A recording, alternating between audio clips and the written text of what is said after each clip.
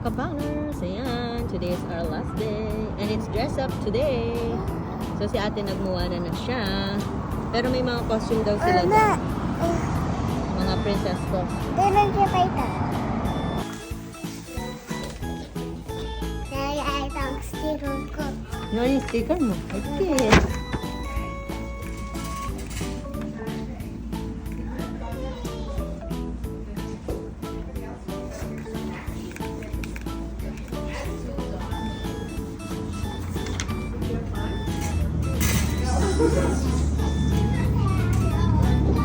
Rapunzel pala yun.